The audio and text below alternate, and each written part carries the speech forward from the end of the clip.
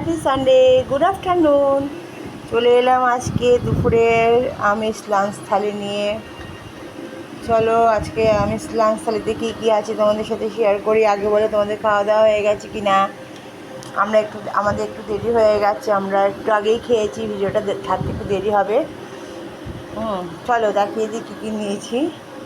দেখো ভাত তো আছেই, একটা কাঁচা লঙ্কাটা কিন্তু এখনও গাছে, জানো তো এগুলো এখনো গাছগুলো আছে। দু একটা আছে। আছে পেঁয়াজ, শসা, বড়ি ভাজা, ফুলকপি ভাজা, এদিকে হচ্ছে পালং শাক, যেটা আলু দিয়ে, বেগুন দিয়ে, শিম দিয়ে, মূলো দিয়েছি, সব দিয়ে করেছি। আর আছে হচ্ছে এঁচোড় চিংড়ি আর আমের চাটনি। আজকাল পাঁপড় নেই, পাঁপড় ভাজিও নেই, ভালো লাগছে না, এই দিয়ে খাবো। কী গো পালং শাকটা কেমন হয়েছে? দারুণ, খাও। এই হচ্ছে আজকে আমার আমিষ লাঞ্চ থালি। তোমরা কে কী খেলে অবশ্যই একটু কমেন্টস করে আমাকে জানিও। ও আর একটা জিনিস আছে, এটা নেওয়া হয়নি, চিংড়ি মাছের মাথা বাটা, বেশি করে লঙ্কা, পেঁয়াজ, রসুন ভেজে দিয়ে একদম সব একসাথে ভেজে মিক্সিতে বাটা। এই হচ্ছে আজকে আমার লাঞ্চ থালি।